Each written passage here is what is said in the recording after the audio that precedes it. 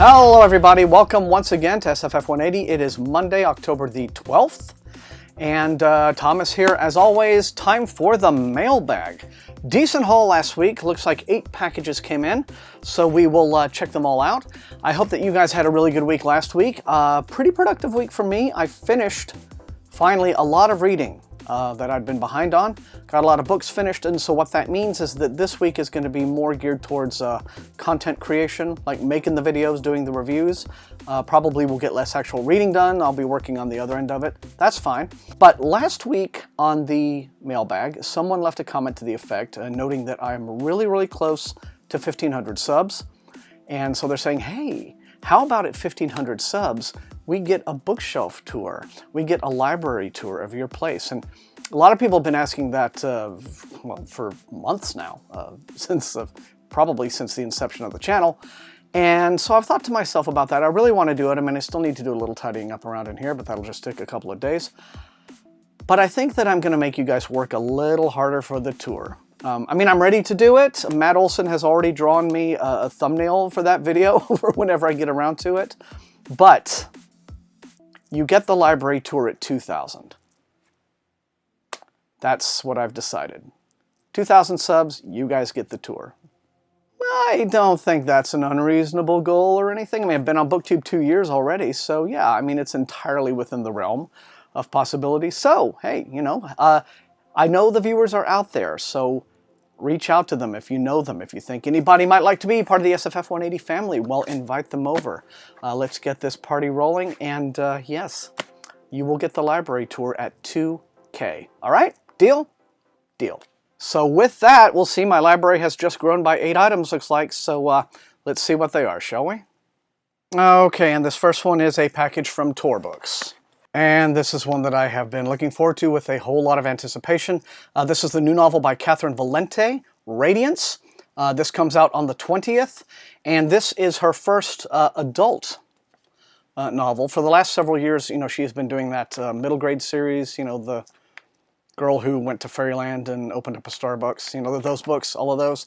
Well, now she's back to doing, you know, an adult fantasy here. And it is described as a unique literary gem, a solar system spanning story of love, exploration, family, loss, quantum physics, and silent film that is told using techniques from classic film, documentaries, advertising, gossip magazines, radio plays, and metafictional narrative. Valente describes Radiance as a decopunk pulp science fiction alt history space opera mystery. Did you get all that? And it is already receiving rave reviews, blah, blah, blah, blah, blah. All right, let's see. With this new novel, Valente displays her lustrous prose style and creative storylines that well, that's just, what's the story? Come on. Here we are. Severin Unk, daughter of a famous film director in a Hollywood golden age, familiar yet very different from our own. Rebelling against her father's films of passion, intrigue, and spirits from beyond, Severin starts making documentaries. Oh, after my own heart. Traveling through space and investigating the levitator cults of Neptune and the lawless saloons of Mars. For this is not our solar system, but one drawn from classic science fiction in which all the planets are inhabited, and we travel through space on beautiful rockets. Severin is a realist in a fantastic universe. I want to read this like right now. I just want to stop recording and read it. But her latest film, which investigates the disappearance of a colony on a watery Venus, will be her last. The mystery of Severin is woven together by Valente's whimsical style through depictions of films, celebrity gossip columns, advertisements for the products that fuel humanity's expanse beyond Earth, and more.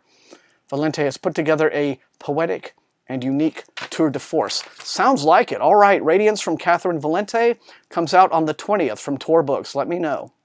Okay, and this next one is a Simon & Schuster thing. Feels very thin.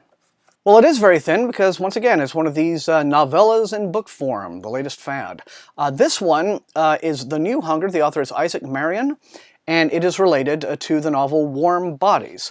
Some of you might remember that. It was this sort of zombie love story. Actually got made into a movie. I understand the movie got pretty decent reviews.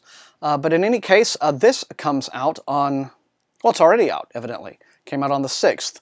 The end of the world didn't happen overnight. After years of war, societal breakdown, freak storms, and rising tides, humanity already hovered near the edge. Then came the most unexpected threat of all, the world's corpses rising up to deliver the final blow, etc., etc. Let's see. So it's a prequel to Warm Bodies. So if you're a Warm Bodies fan, The New Hunger, I guess, is the origin story. Out already from Simon & Schuster by Isaac Marion. Looks like we have another Tor thing. Cool. Oh, well, this is really nice. This is An Apprentice to Elves.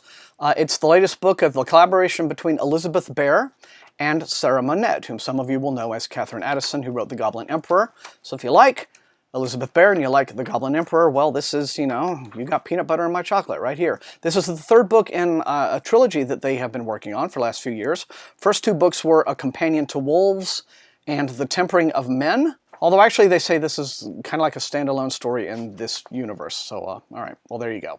Anyway, what's it all about? It says it picks up the story of Alfgifa. I'm sure fantasy names, what's the deal?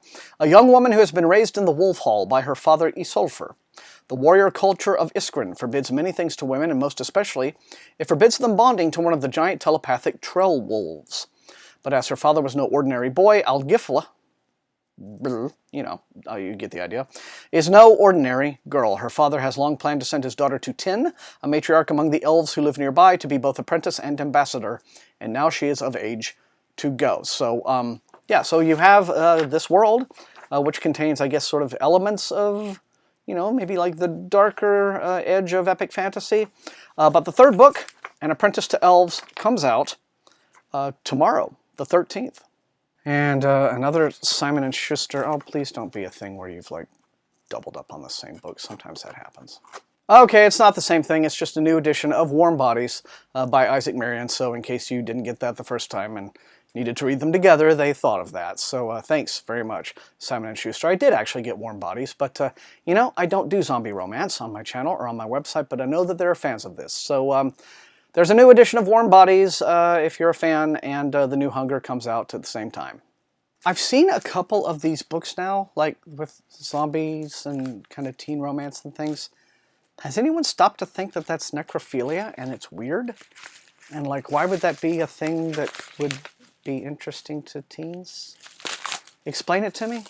I guess it's like he's dead, but he's not so dead that he stopped being cute. Okay, this new one is from Mike Resnick. This is a new volume in a young adult series, I'm thinking, yes. Well, maybe it's young adult. I don't know. Looks like it. In any case, Dead Enders Book 2. It's an action-packed space opera military adventure set in the world of Mike Resnick's extensive Birthright universe. And I know I got the first book, The Fortress in Orion, some time back. But this one comes out on December 1st. The Prison in Antares is Book 2 of Dead Enders, and it is described as space opera at its best.